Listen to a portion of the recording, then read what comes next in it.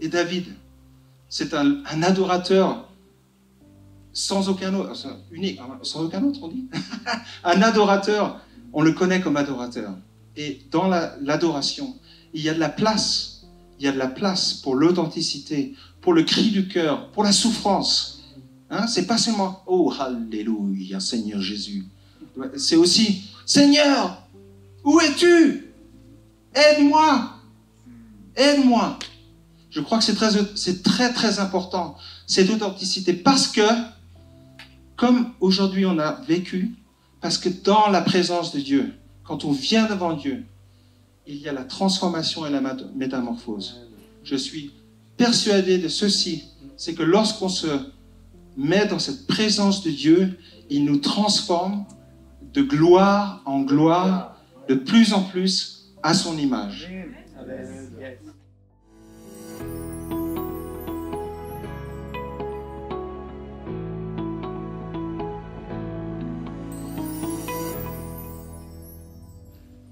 Merci de me donner l'opportunité de partager avec vous. Et en fait, moi, je viens justement du Nord. En 2 jours, je suis venu de Berlin jusqu'à Voiron. Et comme c'est... J'aime ce temps. Ce matin, on s'est rencontrés, on a dit, on veut être ouvert à ce que le Saint-Esprit veut faire. Donc, nous, on s'est préparé, on a dit, on va faire une demi-heure de louange, et après, on va faire un message, etc. Et j'aime ce genre de moment où tout ce qu'on a planifié, tout ce qu'on a... Hein, eh ben, ça ne se passe pas comme ça. Voilà, et c'est bien comme ça. Et c'est ce qu'on veut. C'est ce qu'on désire. On veut que le Seigneur nous transforme nos vies. Et alors moi, je suis venu... J'avais suffisamment de temps de réfléchir dans la voiture parce que c'est 1300 km. Je fais ça en 2 jours. Alors j'ai suffisamment réfléchi. Mais qu'est-ce que je vais raconter? Et justement, j'ai rien préparé vraiment. J'avais pas vraiment préparé quelque chose, une prédication de 4 pages, etc. Mais simplement des pensées qui me sont venues, des choses qui me touchent en ce moment dans ma vie et où je réalise que justement ce côté prophétique que chacun en nous porte, eh bien c'est ce que nous désirons ici, dans ce séminaire, que en vous, quand vous repartez d'ici, ce prophétique que chacun en nous a, eh bien soit libéré, que vous emportiez ça avec vous. C'est ce que nous désirons. Voilà. Pour ceux qui ne me connaissent pas, je m'appelle Job. Voilà. Je suis un Hollandais. J'ai grandi en France. Il y en a certains qui entendent ça depuis la 15e fois maintenant, mais bon, je vais le dire quand même. J'habite à Berlin depuis 26 ans. Ma femme est russe, née au Turkménistan, au nord de l'Afghanistan. Nous avons 2 formidables enfants. Un qui s'appelle Aaron, il a 8 ans, et une qui s'appelle Mina, elle a 5 ans. Et j'aimerais raconter quelque chose par rapport à Mina, parce que c'est une fille tellement vivante. Elle est tellement pleine de vie. Et elle a 5 ans, donc on va à la crèche en Allemagne. Et quand on va à la crèche ensemble, en général, je la prends sur mes épaules. Et alors, il y a une certaine rue qui nous emmène vers l'église de Sion, où a prêché Dietrich Bonhoeffer, pour ceux qui le connaissent. C'était un pasteur allemand qui résistait contre les nazis en Allemagne. Alors, dans cette rue, quand je l'emmène à la crèche, eh bien, je prie pour elle. Et je prie en français, donc elle est sur les épaules. Mais en général, elle fait plein de bruit tout le temps, elle raconte toujours plein de trucs. Mais quand je prie, elle se tait. Elle écoute. Alors je lui prie, Seigneur, merci pour cet enfant de la promesse, parce que je me suis marié à 44 ans, à un moment où je pensais que jamais j'aurais des enfants et je resterais comme Paul, célibataire toute ma vie. Comme Paul, célibataire toute ma vie. Eh bien non, j'ai rencontré cette formidable femme qui s'appelle Nadejda, ça veut dire espoir en russe. Et bien voilà. Et nous avons eu 2 enfants. Et bon, on va s'arrêter là, mais j'ai 54 maintenant. Donc, et pour moi, c'est les enfants de la promesse. C'est un signe prophétique. J'appelle ça, mes enfants, un signe prophétique dans ma vie, parce que j'ai continué à vouloir suivre le Seigneur à tâtonnant, comme ça, mais toujours en espérant. Et si ça avait été des enfants physiques ou spirituels, j'en sais rien. Mais en tout cas, j'ai 2 formidables enfants. Alors quand elle est sur mes épaules, ma fille, eh ben, c'est quelque chose pour moi de très émotionnel, mais aussi de très particulier. Et alors je prie pour elle, je dis Seigneur, bénis ma fille, pour qu'elle soit une lumière dans la crèche où elle est, qu'elle soit un encouragement pour ses amis, ses copines, etc. Pour comment on appelle les gens qui font la crèche, les professeurs, les éducatrices, les éducateurs, pour qu'elle soit vraiment un signe de paix, etc. Et alors, cette fois, j'avais prié pour elle, je traverse cette rue, c'était il y a à peu près un mois, et on avait commencé à prier pour ma femme, et on a dit bénis Nadia, et bénis son cœur, etc. Puis tout d'un coup, ma fille, elle me dit arrête-toi. Et alors, j'ai fait descendre mes épaules, puis elle recule de 5 pas, puis elle pose sa main par terre, puis elle a découvert un cœur, un cœur en confetti. Et j'ai trouvé ça tellement génial.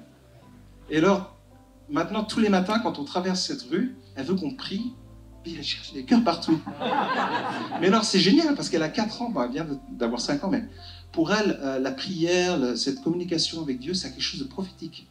C'est quelque chose de prophétique. Hein? C'est pas un truc qu'on fait dans l'église où on impose les mains, puis les gens tombent pas. Hein? C'est un truc prophétique de tous les jours, où elle reçoit quelque chose de tous les jours, et moi, j'ai trouvé ça extrêmement inspirant. Voilà. Alors, je vous conseille, moi, si vous avez des enfants, faites la même chose, priez pour vos enfants. Voilà. Et puis, on ne sait pas ce qui se passe. Hein. Le cœur, moi, c'est pas moi qui l'ai mis là. Hein, je crois que c'était un feu d'artifice. Puis, il y avait des confettis parfois, puis ils ont trouvé. Moi, c'est vrai qu'on a prié 3-4 fois après, elle a toujours découvert des cœurs partout. Alors, c'était génial. Elle a associé la prière avec un truc prophétique. Elle regarde partout. Voilà. Il y a un autre truc, une histoire un peu prophétique qui s'est passée dans ma vie, il y a à peu près 2 semaines de ça. Un ami à moi, il est musicien. Donc moi, ce qui m'arrive de faire, c'est d'ouvrir mon appartement pour faire des concerts de maison. Donc on a un appartement d'à peu près 100 mètres carrés, puis on a 3 ou 4 pièces. Et puis dans une pièce, c'est le salon, disons, et c'est à côté de la salle à manger, puis on ouvre, et voilà. On avait à peu près 40 personnes qui étaient chez nous à la maison. Et il y avait ce copain à moi qui jouait c'est un chrétien, il vient de la Vignarde à Listal, c'est à côté de Bâle. Voilà. Et donc il a fait ce concert, puis il y avait des gens que j'avais jamais rencontrés, c'était des fans, parce qu'il en vit, il est assez connu. Et il y avait des gens qui sont venus dans ma maison, et ils pensaient qu'ils allaient à un concert, puis ils arrivent dans ma maison. Bon, c'était un concert de maison, mais ils pensaient qu'ils allaient dans une salle. Et j'ai aimé ce que tu as dit. Pour moi, l'hospitalité, le Dieu de l'hospitalité. Quand les gens rentrent dans une pièce et puis qu'il y a la présence de Dieu, t'as pas besoin toujours de prier, de prêcher, parce et ces gens qui sont venus, qui n'ont jamais été chez moi, ils sont repartis le soir. Enfin, ils sont repartis quand ils se sentaient accueillis, ils se sentaient chez eux, ils se sentaient comme faisant partie comme étant le bienvenu, c'est ça qu'ils étaient le bienvenu. Bon, le concert c'est passé comme ça, c'est que mon ami, il a commencé à jouer 5-6 chansons, puis, et puis il y avait un autre musicien qui était un musicien invité qui jouait du trombone. Voilà. Alors, ce qu'il a fait, à un certain moment, il a dit, moi, pendant Corona, plutôt que de rester assis chez moi, à me lamenter à la maison, j'ai fait des concerts, des promenades de concerts. Donc il allait dans la forêt, il a invité des gens, puis alors ils étaient donc à distance, ouais, et alors ils chantaient, puis ils faisaient comme ça. Ouais. Bon, c'était pas des chants chrétiens, disons, comme nous on vient de faire, mais c'était une idée un peu superbe. Alors il a expliqué ça pendant son concert, et puis il a dit, ce qu'on va faire maintenant, c'est je vais me lever. Puis il s'est levé, il est allé du salon là où il était pour faire son concert, puis il est allé dans la cuisine. Et tout le monde s'est levé. Lui s'est levé, son autre musicien s'est levé, tout le monde l'a suivi. Puis on était tous dans la cuisine à 35 ou 40. Et alors, les gens étaient un peu surpris. Et alors, et ce qu'il faut dire, dans ma maison, c'est une très très belle maison qui appartient à un ami à moi, c'est un Italien qui vient de la Toscane, et son cousin, c'est un architecte d'intérieur. Et il habite dans cette maison. Il a une espèce de penthouse qui fait 250 mètres carrés. Et il est très riche. Et il était là. C'est un ami à moi, je le connais depuis 30 ans. Il a fait l'école hôtelière de Lausanne avec moi. Et c'est quelqu'un pour qui je prie souvent. Il est très ouvert pour le Seigneur. Il ne s'est pas encore converti. Il s'appelle Alessandro. On pourra prier pour lui. Mais en tout cas, on était dans la cuisine, donc il jouait, il continuait à jouer. Puis il a dit, ah ben maintenant je vais encore me bouger. Puis je pensais, ah ben, il va bouger, peut-être qu'il est dans les chambres de, je sais pas quoi, la troisième chambre. Puis non, il est sorti à la maison, puis il allait dans la cage d'escalier. Avec le mec qui jouait de la guitare, puis l'autre le trombone. Alors, et Alessandro, donc, celui qui était là, il a trouvé cette idée tellement géniale, tellement super qu'il a dit, mais oui, fais-les aller jusqu'en haut, jusqu'à dans mon penthouse. Alors on a ouvert le penthouse, puis les gens, ils étaient là, enfin mon appartement il est très joli, mais alors comparé à son truc, c'était comme rentrer dans une cathédrale. Et les gens, ils étaient tellement abasourdis, et ils étaient là, ils m'ont demandé, mais vous avez arrangé ça? J'ai dit non, je ne savais pas du tout que ça allait se passer. Et pour moi, ça c'était une expérience prophétique. Une expérience prophétique parce que le musicien ne savait pas. Alessandro, mon ami, il a été touché par l'idée, il ne le savait pas non plus. Tous les invités qui étaient là, ils ne savaient pas. Et c'était un moment prophétique. Et alors moi, ce qui m'a touché dans c'est qu'à partir du moment où on commence à se bouger, ouais, les choses se passent. Les choses, on ne sait pas où on va atterrir. Hein? Et non seulement les choses se passent et commencent à se transformer, mais en plus, ça m'a touché aussi, mais bon, on monte dans des sphères différentes. Ouais? Dans des sphères différentes. Et il y a des choses qui peuvent se passer dans ta vie, comme si c'est passé, où tu peux aller dans des endroits que tu n'as même pas, tu sais pas, tu ne le sais pas aujourd'hui où tu vas atterrir. Mais il faut commencer à te bouger. Il faut commencer à te bouger. Ouais. Alors ça m'a beaucoup touché. Moi je réfléchissais à la vie de la foi. Hein. Quand on commence à se bouger, à s'activer, hein, quand on commence à avancer. Parfois on ne sait pas où on va. Ouais. Un de mes versets préférés, c'est celui de Romains 4. Et soyez gracieux avec moi, miséricordieux si je me trompe en français dans les versets que je dis, hein, parce que je les traduis un peu de l'allemand, mais c'est là où il dit, mais Abraham était pleinement convaincu de ceci, ce que Dieu avait promis, il allait le réaliser. Mais, bon, je l'avais déjà dit la dernière fois où j'étais ici, quand on regarde parfois aux circonstances de la vie, c'est un petit peu difficile. Hein. C'est pas facile. Et alors ça peut parfois immobiliser, bloquer, etc. Mais quand on regarde, quand Abraham, pour moi, c'est un symbole de la vie, de la foi. C'est avancer avec conviction en tâtonnant. En tâtonnant. Où est-ce que le Seigneur m'emmène? Où est-ce que ce voyage va-t-il aller?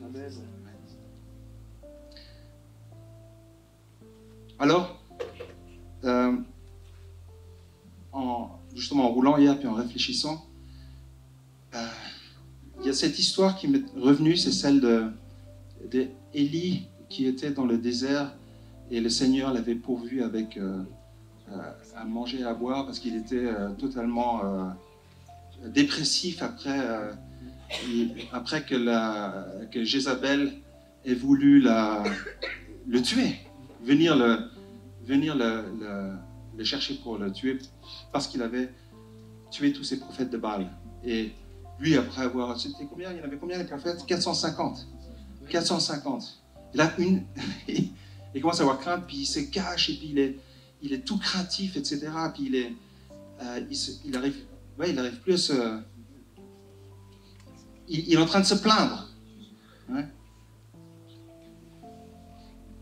Et il dit, ah, c'est assez, prends ma vie, ça suffit, etc. Et prends mon âme, car je ne suis pas meilleur que mes pères. Il se coucha, s'endormit sous un genêt, c'est un arbre, n'est-ce pas? Ouais. Et voici un ange le toucha et lui dit, lève-toi, mange. Et il regardait, il y avait à son chevet un gâteau cuit sur des pierres chauffées et une cruche d'eau. Il mangea et but, et puis il se recoucha. Mais bon, le Seigneur reste. Hein? Continue.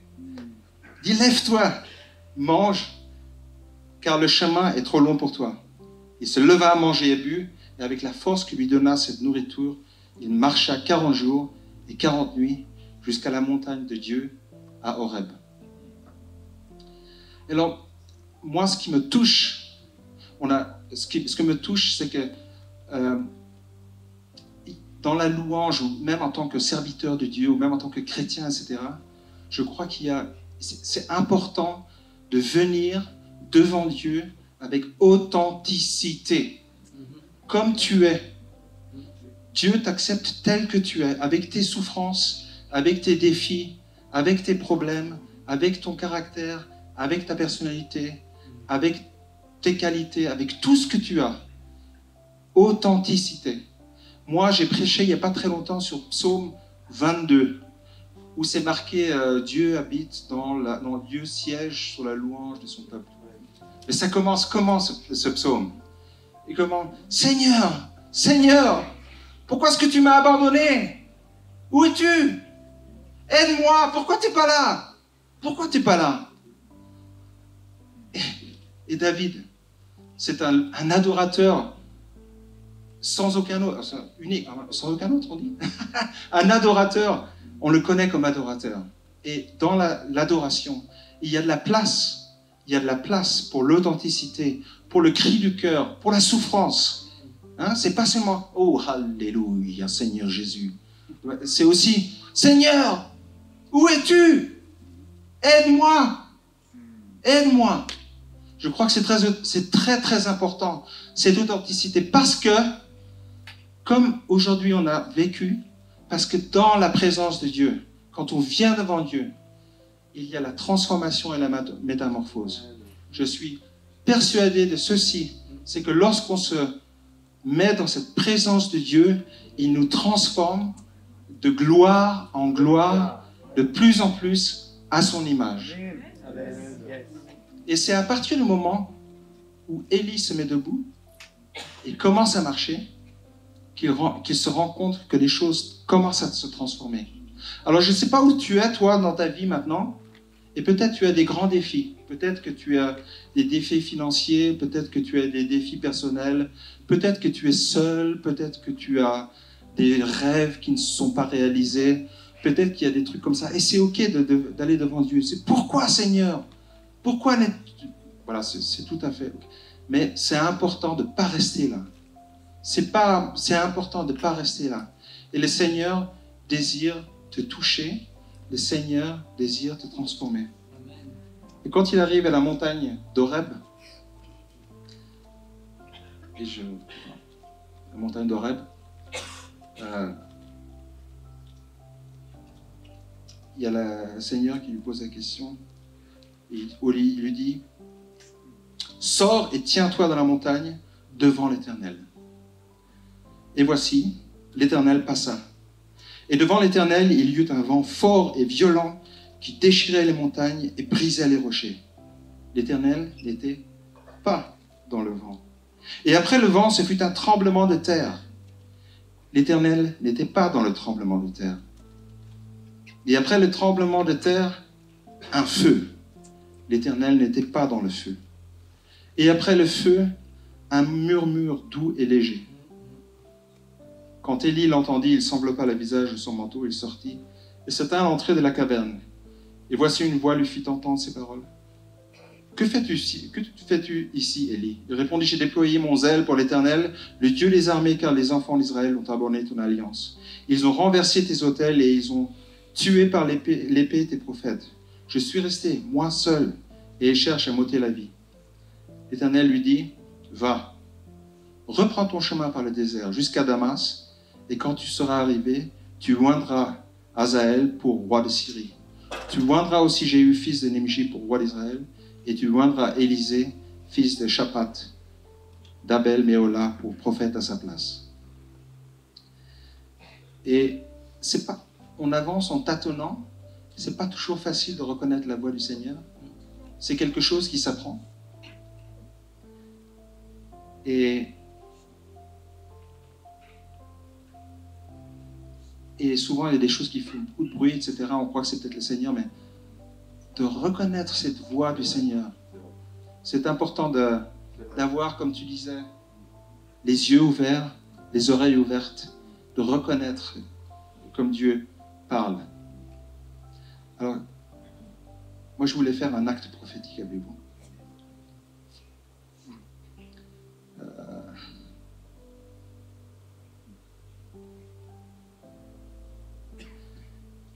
C'est le murmure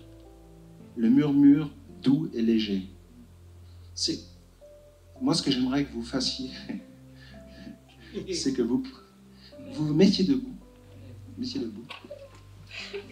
et tous ensemble, on va essayer de produire un murmure, non, justement pas comme ça, un murmure.